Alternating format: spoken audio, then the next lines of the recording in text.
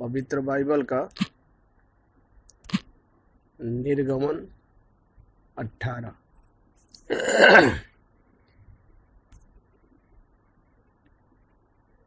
जिसमें 27 वचन है। और मूसा के ससुर मिद्यान के याजक मित्रों ने यह सुना कि परमेश्वर ने मूसा और अपनी प्रजा इजराइल के लिए क्या क्या किया है, अर्थात यह कि किस रीति से यहोवा इजराइलियों को मिस्र से निकाल ले आया। तब मूसा के ससुर इत्रो मूसा की पत्नी सिप्पोरा को, जो पहले नेहर भेज दी गई थी, और उसके दोनों बेटों को भी ले आया। इनमें से एक का नाम मूसा ने यह कहकर गेशोर में रखा था कि मैं अन्य देश में परदेशी हुआ हूँ, और दूसरा का नाम उसने यह कहकर एलीएजर रखा कि मेरे पिता के परमेश्वर ने मेरा सहायक होकर मुझे फिरौन की तलवार से बचाया। मूसा की पत्नी और पुत्रों को उसका ससुर इत्रो संग लिए मूसा के पास जंगल के उस स्थान में आया जहाँ परमेश्वर के पर्वत के पास उसका डेरा था। और आकर उसने मूसा के पास यह कहला भेजा कि मैं तेरा ससुर इत्रो हूँ, और दोनों बेटों समेत तेरी पत्नी को तेरे पास ले आया हूँ। तब मूसा अपने ससुर से भेंट करने के लिए निकला और उसको दंडवत करके चूमा, और वे परस्पर कुशल क्षेम पूछते हुए डेरे पर आ गए। वहाँ मूसा ने अपने ससुर से वर्णन किया कि यहोवा ने इस्राएलियों के निमित्त फिरौन और मिस्रियों से क्या क्या किया, और इस्राएलियों ने मार्ग में क्या क्या कष्ट उठाया, फिर यहोवा उन्हें कैसे कैसे छुड़ाता आया है। तब इत्रो ने उस समस्त भलाई के कारण जो यहोवा ने इस्राएलियों के साथ की थी, कि उनने मिस्रियों के वश से छुड़ाया था, मग्न होकर कहा, धन्य है यहोवा जिसने तुमको फिरौन और मिस्रियों के वश से छुड़ाया, जिससे तुम लोगों को मिस्रियों की मुट्ठी में से छुड़ाया है। अब मैंने जान लिया है कि यहोवा सब देवताओं से बड़ा है, वरन उस विषय में भी जिसमें उन्होंने इस्राएलियों से अभिमान किया था। तब मूसा के ससुर इत्रो ने परमेश्वर के लिए होम बलि और मेल बलि चढ़ाए, और हारून इस्राएलियों के सब पुरनियों समेत मूसा के ससुर इत्रो के संग परमेश्वर के आगे भोजन करने को आया।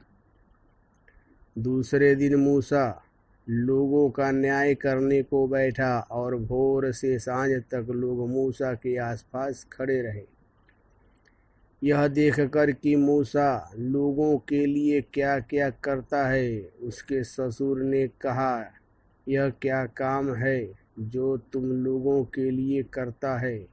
क्या कारण है कि तू अकेला बैठा रहता है और लोग भोर से सांझ तक तेरे आसपास खड़ा रहते हैं? मूसा ने अपने ससुर से कहा, इसका कारण यह है कि लोग मेरे पास परमेश्वर से पूछने आते हैं। जब उनका कोई मुकदमा होता है तब वे मेरे पास आते हैं, और मैं उनके बीच न्याय करता हूँ और परमेश्वर की विधि और व्यवस्था उन्हें जताता हूँ। मूसा के ससुर ने उससे कहा, जो काम तू करता है वह अच्छा नहीं है, और इससे तू क्या, वरन ये लोग भी जो तेरे संग हैं निश्चित हार जाएंगे, क्योंकि यह काम तेरे लिए बहुत भारी है, तू इसे अकेला नहीं कर सकता। इसलिए अब मेरी सुन ले, मैं तुझे को